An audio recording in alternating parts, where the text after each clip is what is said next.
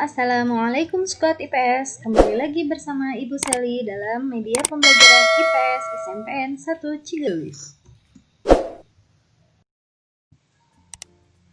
Dalam video kali ini kita akan membahas mengenai kondisi fisik Indonesia yang dibagi ke dalam dua bagian, yaitu kondisi geologis Indonesia dan bentuk muka bumi Indonesia. Mari kita bahas satu persatu.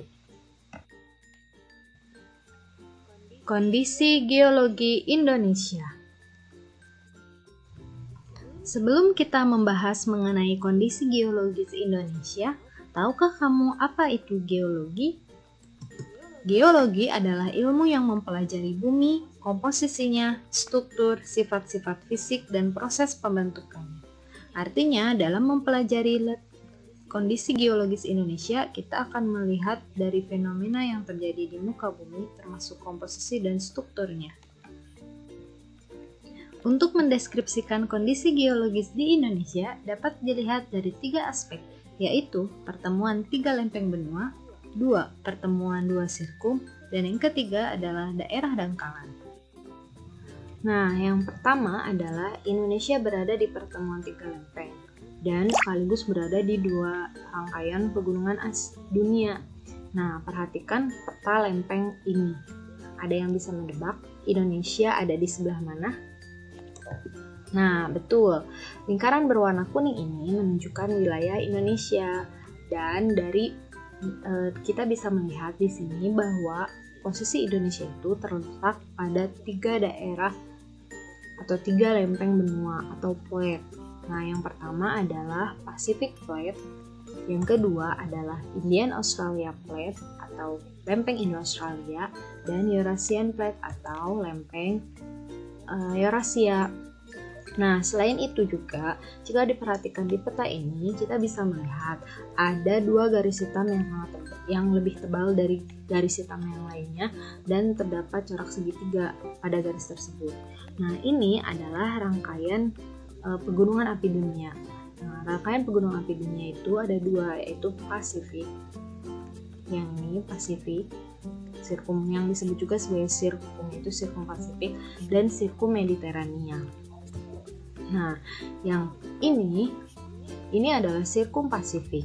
Sirkum Pasifik itu dinamakan Pasifik karena sirkum ini atau rangkaian pegunungan ini melingkari Samudra Pasifik atau berada di Pacific Plate. Nah, sementara yang ini adalah sirkum Mediterania. Nah, kita bisa melihat di sini bahwa kedua sirkum ini bertemu di Indonesia atau berpapasan di Indonesia, sehingga Indonesia dijuluki juga sebagai Ring of Fire atau daerah cincin api. Nah, oleh sebab itu tidak heran bahwa di Indonesia terdapat banyak sekali gunung api. Nah, itulah letak Indonesia berdasarkan posisinya terhadap lempeng dan sirkum. Nah, selain dari posisinya terhadap lempeng, kondisi geologis Indonesia juga dipengaruhi karena Indonesia berada di daerah tiga dangkalan. Dangkalan sendiri adalah dataran yang terdapat di dasar laut yang menghubungkan suatu wilayah dengan daratan yang sangat luas atau benua. Indonesia terletak pada tiga daerah dangkalan, yaitu Dangkalan Sunda, Dangkalan Sahul, dan daerah Laut Pertengahan Australia Asiatis. Dangkalan Sunda adalah daratan di dalam laut yang menghubungkan wilayah Indonesia bagian barat dengan benua Asia. Sementara Dangkalan Sahul adalah daratan di dalam laut yang menghubungkan bagian timur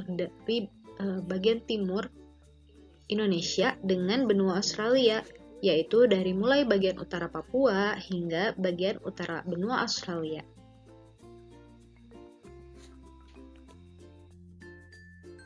Keuntungan letak geologis Indonesia. Terdapat beberapa keuntungan yang didapatkan Indonesia karena memiliki letak geologis tersebut. Yang pertama, Indonesia memiliki sumber daya galian logam dan mineral yang melimpah, seperti pada gambar. Gambar ini adalah gambar pertambangan di Grasberg atau pertambangan Freeport menambang emas. Lalu yang kedua, Indonesia memiliki banyak gunung api sebagai daya tarik wisata. Seperti pada gambar ini adalah Gunung Bromo dan Gunung Semeru. Pandeglang juga memiliki 2 gunung api, yaitu Gunung Karang dan Gunung Pulau Sari. Yang ketiga, tanah Indonesia cenderung subur karena kaya akan mineral akibat endapan letusan gunung api. Tanah yang subur dapat dimanfaatkan untuk pertanian dan perkebunan. Yang terakhir, Indonesia memiliki keanekaragaman hayati yang unik. Seperti contohnya adalah pada gambar, yaitu bunga Rafflesia arnoldi yang menjadi salah satu bunga endemik atau bunga khas dari wilayah Bengkulu. Serta banyak lagi flora fauna yang khas Indonesia yang akan kita bahas di pertemuan-pertemuan yang akan datang. Nah, sudah disinggung sebelumnya bahwa salah satu keuntungan dari kondisi geologis Indonesia adalah Indonesia memiliki sumber daya bahan galian yang melimpah. Nah, di sini ada pembagian komoditas pertambangan Indonesia yang berdasarkan PP nomor 23 tahun 2010 tentang pelaksanaan kegiatan usaha pertambangan mineral dan batu bara, bahwa komoditas pertambangan di Indonesia itu dikelompokkan dalam 5 golongan. Ini adalah pengelompokan yang baru. Jika kamu melihat di buku-buku paket atau dimanapun, dia masih menggunakan 3 pengelompokan, yaitu golongan A, golongan B, golongan C. Nah, pada PP nomor 23 tahun 2010 ini diperbaharui bahwa penggolongannya itu tidak lagi golongan A, golongan B, dan golongan C, tetapi 5, yaitu mineral radioaktif. Nah, mineral radioaktif ini terdiri dari rodium, thorium, dan uranium. Lalu yang kedua adalah mineral logam. Mineral logam ini terdiri dari litium, berilium, magnesium, kalium, kalsium, emas, tembaga, perak, timbal, seng, timah, nikel, mangaan, dan platina. Lalu ada mineral bukan logam. Mineral bukan logam ini yang itu adalah intan, korundum, grafit, arsen, pasir kuarsa, fosfat, kriolit, rhodium, dan brom. Yang keempat adalah batuan. Jika dulu dalam peraturan yang lama, batuan ini termasuk bahan golongan C. Nah, di sini disebutkan saja langsung batuan. Terdiri dari andesit, tanah liat, tanah uruk, kerikil, galian, dari bukit, kerikil sungai, maupun pasir uruk. Nah, yang terakhir adalah batu bara, yaitu batuan aspal, batu bara, dan bambu. Itulah golongan dari komoditas pertambangan yang terdapat di Indonesia.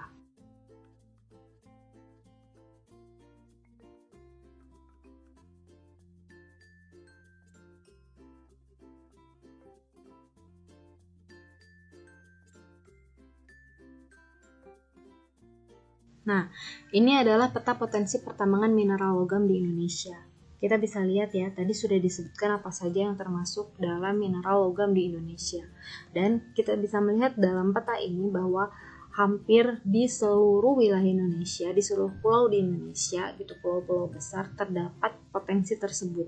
Baik di Pulau Sumatera, Pulau Kalimantan, Pulau Jawa, Sulawesi, maupun di Papua. Meskipun kalau dilihat di Papua tidak sebanyak di Jawa ataupun di Sumatera. Tetapi mineral logam itu salah satunya adalah emas dan tembaga.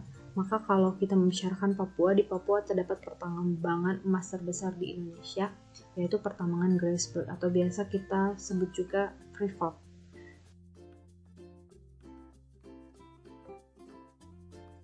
Nah, sementara ini adalah peta potensi pertambangan mineral bukan logam dan batuan di Indonesia. Sama seperti mineral logam tadi, hampir seluruh pulau di Indonesia atau pulau-pulau besar di Indonesia memiliki potensi pertambangan mineral bukan logam dan batuan. Nah, di wilayah kita sendiri, yaitu di Kecamatan Cipulis, juga kamu pasti sudah tahu bahwa di sini juga ada pertambangan batuan. Nah, itu masuknya ke dalam mineral bukan logam atau batuan Indonesia. Potensinya sangat besar sekali. Nah, lalu ini adalah peta potensi pertambangan batu bara di Indonesia. Kita bisa melihat bahwa warna hijau itu adalah batu bara berkalori rendah, warna kuning berkalori sedang, dan warna merah berkalori tinggi, warna biru berkalori sangat tinggi. Artinya semakin tinggi jumlah kalorinya, semakin bagus batu baranya. Dan bisa dilihat untuk batu bara di Indonesia paling banyak tersebar di Pulau Kalimantan dan Pulau Sumatera. Dan memang ini adalah wilayah pertambangan batu bara di Indonesia. Andalannya Indonesia, batu bara sumbernya dari Pulau Kalimantan dan Pulau Sumatera. Di Jawa sendiri terdapat potensi pertambangan batu bara. Hanya saja jumlahnya tidak sebanyak di Pulau Sumatera dan Pulau Kalimantan. Jenis batu baranya pun tidak terlalu baik karena memiliki kadar kalori yang rendah. Sementara untuk di wilayah Nusa Tenggara itu tidak ditemukan potensi pertambangan batu bara. Nah, jika tadi kita sudah membicarakan mengenai keuntungan dari letak geologis Indonesia, dari kondisi geologis Indonesia, maka di mana ada keuntungan biasanya akan ada kerugian. Salah satu kerugian dari letak geologis Indonesia itu adalah Indonesia rawan bencana geologi. Bencana geologi itu apa saja? Bencana geologi itu terdiri dari gempa bumi, gunung meletus atau erupsi gunung api, dan tsunami. Karena Indonesia adalah wilayah kepulauan, maka ketika terjadi gempa di dasar laut akan besar potensi untuk terjadinya tsunami. Dan bencana-bencana itu tentu saja akan menimbulkan banyak korban jiwa, baik dan juga korban material atau kerugian fisik maupun kerugian material. Oleh karena itu, kita sebagai yang tinggal di Indonesia harus bisa memitigasi bencana atau meningkatkan kesiapsiagaan bencana kita.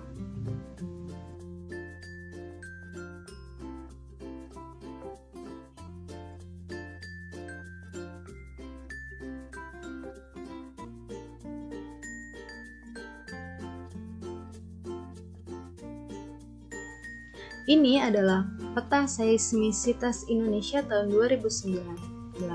Pada peta tersebut memperlihatkan sebaran titik-titik lokasi gempa yang terjadi di Indonesia pada tahun 2019. Bisa dilihat hampir seluruh wilayah Indonesia pernah menjadi wilayah titik-titik gempa bumi, yang menunjukkan bahwa aktivitas geologis di Indonesia itu sangatlah aktif. Bagian kedua, bentuk muka bumi Indonesia. Ini adalah peta fisiografis Indonesia. Fisiografis adalah menunjukkan tinggi rendahnya suatu tempat. Nah, dalam peta bisa terlihat bahwa warna kuning menunjukkan daerah dataran rendah, warna hijau menunjukkan daerah perbukitan, warna orange menunjukkan daerah dataran tinggi, dan warna coklat menunjukkan daerah pegunungan. Dapat dilihat dalam peta fisiografis ini bahwa bentuk muka bumi di Indonesia begitu beragam. Nah, sesuai peta fisiografis yang tadi, relief daratan terbagi menjadi 4, yaitu gunung dan pegunungan, ada dataran tinggi, bukit dan perbukitan, serta dataran rendah. Mari kita bahas satu persatu. Dataran rendah adalah daratan yang memiliki ketinggian kurang dari 200 meter di atas permukaan laut dan tidak memiliki banyak perbedaan ketinggian antara tempat yang satu dengan yang lainnya. Daratan rendah pada umumnya merupakan hasil dari sedimentasi sungai. Dataran rendah di Indonesia antara lain terdapat di sepanjang pantai timur Sumatera, pantai utara Jawa, sebagian barat, selatan, dan timur Kalimantan, serta bagian selatan Papua. Yang selanjutnya adalah dataran tinggi. Dataran tinggi disebut juga plato, yaitu hamparan tanah luas dengan ketinggian lebih dari 700 meter di antara permukaan laut dan terletak di antara gunung-gunung. Permukaan bumi ini terbentuk oleh proses erosi dan pengendapan. Ada juga yang terbentuk karena pengeringan danau atau kaldera yang tertimbun materia gunung api. Sebagai contoh, terdapat berbagai dataran tinggi di Indonesia. Antara lain terdapat di Gayo, Aceh, Dieng, Jawa Tengah, Malang, Jawa Timur, Panreng, Sulawesi Tengah, Wajo, Sulawesi Selatan, dan Sudirman di Papua. Gunung dan pegunungan. Gunung adalah permukaan bumi yang menjulang ke atas dan berbentuk seperti kerucut atau kubah berdiri sendiri. Bagian paling menjulang membentuk puncak dengan ketinggian minimum 600 meter di atas permukaan laut. Gunung-gunung di Indonesia terutama terbentuk oleh gaya endogen tektonis dan vulkanis di lempeng bumi. Patahan, lipatan, sekaligus aktivitas magma di dalam bumi terbentuk gunung-gunung api. Bahkan jumlah gunung api di Indonesia sebanyak 13% dari total gunung api di dunia. Sementara pegunungan adalah gugusan gunung dengan ketinggian yang beragam, seperti pegunungan terbentuk akibat gaya endogen pada lempengan bumi. Pegunungan di Indonesia dikelompokkan menjadi 3 jenis, yaitu pegunungan rendah dengan ketinggian 200-500 meter, pegunungan menengah dengan ketinggian minimal 500-1500 meter, dan pegunungan tinggi yang dengan ketinggian lebih dari 1500 meter. Contoh pegunungan yang terdapat di Indonesia antara lain Pegunungan Bukit Barisan di Sumatera, Schwarzenegger dan Meratus di Kalimantan, dan Karsbantimurung di Sulawesi Selatan. Bentuk-bentuk relief daratan yang lainnya adalah ada bukit atau hill, merupakan jenis pegunungan yang tingginya antara 200-300 meter. Kedua, ada lembah yang merupakan cekungan luas permukaan bumi yang dikelilingi oleh bukit dan pegunungan. Lembah ini berupa dataran yang panjang dan dialiri oleh sungai. Yang ketiga, ada ngarai atau canyon, merupakan lembah yang dalam dan sempit dengan lereng yang curam. Salah satu contoh ngarai yang terkenal di Indonesia adalah Ngarai Sianok di Sumatera Barat. Selanjutnya adalah peneplain yang merupakan bentukan hasil akhir tenaga eksogen terhadap daratan rendah yang permukaannya miring dan menurun dengan sangat landai ke arah laut. Yang terakhir adalah pantai yang merupakan wilayah perbatasan antara daratan dan perairan laut. Pantai dapat dibedakan atas pantai landai, seperti contohnya adalah Pantai dan pantai curam seperti Pantai Begal di Camara yang sudah kita tahu. Selain di daratan, dasar laut juga memiliki reliefnya sendiri atau bentukannya sendiri. Terdapat beberapa, yaitu pertama ada palung laut, ada gunung laut, ada punggung laut, basin, shelf, ambang laut. Nah, apa sajakah itu maksudnya? Nah, yang disebut sebagai dangkalan atau shelf adalah dasar pantai yang melandai ke arah laut dengan kedalaman antara 0 sampai 200 meter atau rata-rata kedalamannya di bawah 200 meter. Contohnya, paparan Sunda atau dangkalan Sunda yang sudah kita bahas sebelumnya, yang meliputi Laut Jawa, Selat Karimata, Laut Tiongkok Selatan, dan paparan Sahul yang meliputi Laut Arafuru. Lalu ambang laut itu merupakan dasar laut yang mencuat kemudian memisahkan perairan yang satu dengan perairan yang lainnya. Salah satu contohnya adalah Laut Dangkal di Laut Sulawesi. Lalu ada lubuk laut atau disebut juga basin, yang merupakan dasar laut berbentuk bulat seperti mangkok. Contohnya yang ada di Indonesia antara lain lubuk laut Sulawesi dan lubuk laut Sulu. Yang keempat ada gunung laut. Gunung laut itu merupakan gunung yang dimulai dari dasar laut dan puncaknya menjulang hingga ke permukaan laut. Salah satu contohnya adalah Gunung Anak Krakatau di Selat Sunda. Yang kelima ada alur-alur laut. Alur-alur laut merupakan relief dasar laut yang berupa lembah-lembah sungai yang mengalami penenggelaman. Jadi bentukannya itu seperti lembah sungai kalau di daratan. Lalu ada punggung laut, yaitu merupakan pegunungan yang berada di dasar laut dan punggungnya muncul di atas permukaan laut sehingga merupakan deretan kepulauan.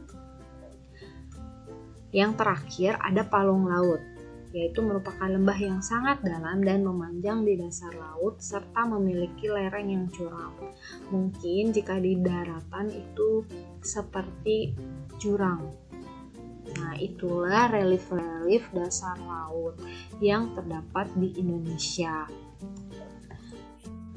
Nah, sekian untuk pembahasan kali ini. Terima kasih dan sampai berjumpa kembali pada pembelajaran selanjutnya.